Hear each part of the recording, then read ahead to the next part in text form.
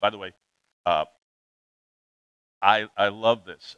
Everything I teach in every classroom, so now in 70 countries, Google hosts for me. And Q&A sessions, what I just taught you, church history lessons, all the current issues where we talk about AI and chat GPT, prophecy topics, how to share your faith. I love these with whether it's to a Roman Catholic or to a Mormon or Jehovah's Witness or whatever, are all there hosted by them. 7,000 little classes. Most of them are about 3 minutes long. But the reason I'm telling you that is we need to get ready. By the way, this is the Circus Maximus. This is the Spina, the center wall. This is the emperor's house up here. That's the Palatine Hill. And these are Christians. These have been dipped in tar and lit. They're going to burn. And these are huddled, getting ready for the predator. And that was went on from Nero's time all the way through Diocletian's time. And guess what? The Bible tells us that the first century Roman Empire is the pattern for what the Antichrist will be like. God sent revelation to sustain the early church going through what all of us are also going to go through. We're going to go through an ever darkening, ever more hostile, ever more dangerous, ever more demonic, ever more persecuting world. Are you getting ready? What's the best way to get ready? To have a 401k with, right now Bloomberg says if you have $1 million in it, you'll be able to scrape by in retirement. You really need 3 to 5 million to make it in retirement.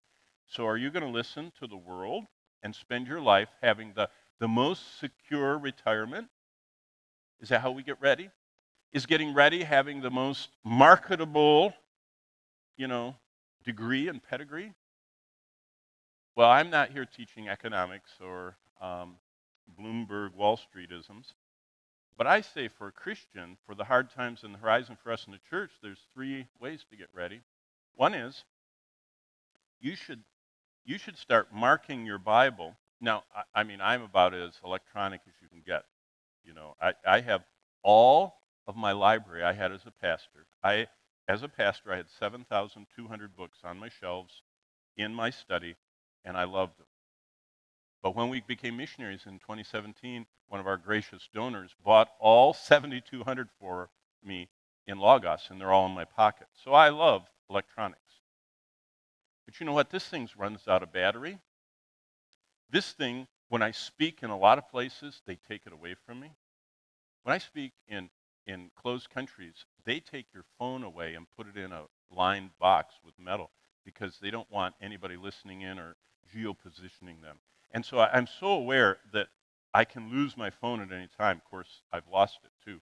I was on a bus in Rome, and I was standing there holding on to as it was weaving along onto the bar like this, and I felt something brush me, and I looked, and as the bus left the bus stop, this young pickpocketer went and backed right off into the crowd, and they took it right out of my pocket. It was horrible.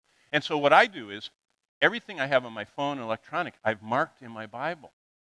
This has become, for me, a summary of everything I've learned in 100 times of reading the Bible. It's all marked and underlined and little notes in here, so that every time I look at my Bible, you can look at a whole page. And this page has from Revelation 1 to Revelation 3, and I can see everything I've ever found in those 3 chapters with one glance. And the way our synaptic connections are wired in our mind, when you see something from the past, it stimulates. It's called epinephrine. It goes, and you remember discovering that, and you remember reading that, and you remember learning that. And I even have coffee stains on here because I remember I was in Chiang Mai and I bumped my venti vanilla latte, and it went and got on my Bible. So I even remember events like that.